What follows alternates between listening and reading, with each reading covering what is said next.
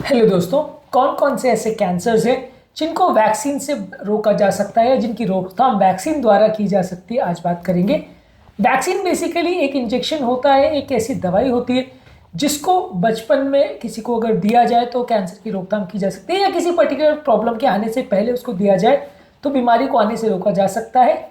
आज बात करेंगे कौन कौन से ऐसे कैंसर्स हैं जो वैक्सीन प्रिवेंटेबल है, जिनकी रोकथाम वैक्सीन द्वारा की जा सकती है, जिसके बारे में जानना और समझना ज़रूरी है, क्योंकि ये बेसिकली बहुत इंपॉर्टेंट तरीका है जो काफ़ी कैंसर्स को बचा सकता है।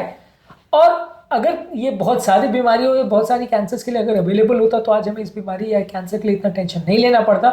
पर अफसोस ज़्यादातर कैंसर्स के लिए कोई खास वैक्सीन अवेलेबल नहीं है। तो आज बात करेंगे कौन कौन से कैंसर्स में अभी तक वैक्सीन है और वो कैसे काम करती है। टॉपिक पर जाने से पहले जो लोग हमारे चैनल पर नए हैं उन्हें रिक्वेस्ट करूँगा कि चैनल को सब्सक्राइब करें, वीडियोस को लाइक करें, शेयर करें, फॉलो करें, कमेंट करें, पूरा देखें। टॉपिक इंपॉर्टेंट है, एंड तक देखिएगा। चलिए शुरू करते हैं।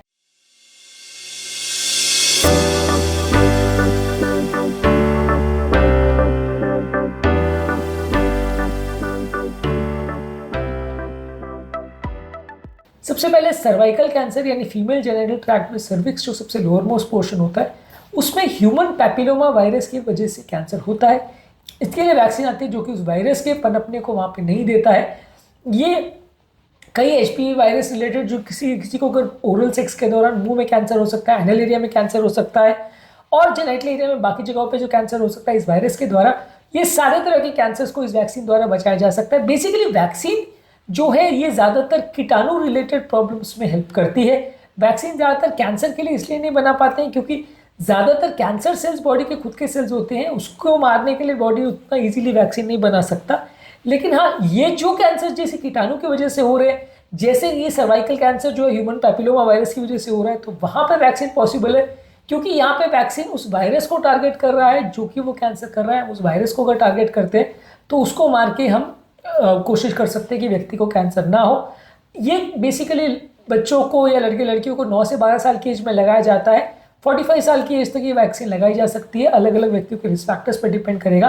पर ये बहुत कॉमन और इम्पोर्टेंट तरह के कैंसर से बचाने के लिए बहुत इंपॉर्टेंट तरीका है।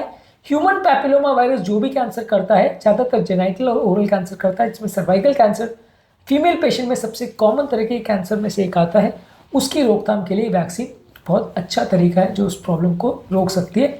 इसके अलावा लिवर कैंसर के कुछ तरीके भी वैक्सीन प्रिवेंटेबल होते हैं। हेपेटाइटिस बी वायरस के लिए वैक्सीन आती है। ये बेसिकली हेपेटाइटिस बी इन्फेक्शन को कंट्रोल करती है। हेपेटाइटिस बी वायरस जब लिवर में इन्फेक्ट करता है तो लिवर को धीरे धीरे करके डैमेज करता है, जिससे लॉन्ग स्टैंडिंग लिवर फेलियर होता है। और जब लंबे समय तक लिवर में सिरोसिस या इन्फ्लेमेशन होता है तो वहाँ पे कैंसर होने का चांस काफ़ी ज़्यादा हो जाता है। इसलिए हेपेटाइटिस बी वायरस को रोकने के लिए या उस इन्फेक्शन से बॉडी को बचाने के लिए यूज़ किया जाता है हेपेटाइटिस बी वायरस का वैक्सीन, जो कि इस तरह से कैंसर को रोक सकता है। हर तरह के हेपेटिक कैंसर्स या हर तरह के लिवर कैंसर्स को वैक्सीन रोकने में सफल नहीं है। खाली अगर इस पर्टिकुलर वायरस से अगर किसी व्यक्ति को कैंसर हो रहा है तो ये वैक्सीन प्रिवेंट करने में सक्षम है। इनफैक्ट लिवर कैंसर भी अगर बाकी वायरसेस की वजह से हो रहा है, चाहे मान लीजिए ए वायरस है, ई वायरस है, सी वायरस है, अगर कोई और वायरस के इन्वॉल्वमेंट से लिवर खराब हो रहा है और बाद में कैंसर हो रहा है तो उसमें ये प्रिवेंशन में, रोकथाम में उपयोगी नहीं है वैक्सीन। ये खाली सिर्फ और हेपेटाइटिस बी जो वायरस है उसके लिए ही इफेक्टिव है और उसके द्वारा जो कैंसर होता है उसको रोक सकती है। बाकी ज़्यादातर किसी और कैंसर के लिए उतना वैक्सीन को अवेलेबल नहीं है। कैंसर जैसी बीमारी के लिए वैक्सीन क्यों अवेलेबल नहीं हो पाती, इसमें क्या टेक्निकल इश्यूज़ है, इस पर एक अलग वीडियो हमने किया है, उस वीडियो को भी ज़रूर चेकआउट करिए। लेकिन ये थोड़ा सा दुखदायी चीज़ है कि हार्डली आज के डेट में इतने सारे तरह के कैंसर्स होने के बावजूद भी खाली 2-3 तरह के ही कैंसर है जिस पर कोई वैक्सीन अवेलेबल है।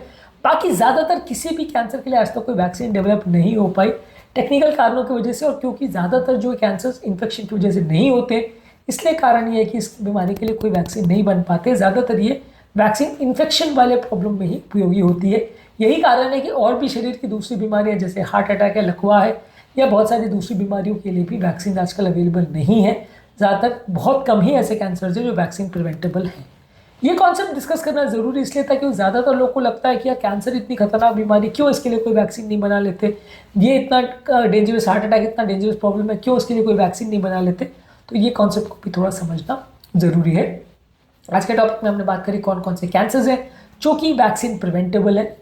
उम्मीद करूँगा कि आज के टॉपिक में कुछ नई बातें जानने को मिली होगी। जो लोग हमारे चैनल पर नए हैं उन्हें रिक्वेस्ट करूँगा कि चैनल को सब्सक्राइब करें, वीडियोज़ को लाइक करें, शेयर करें, फॉलो करें, कमेंट करें पूरा।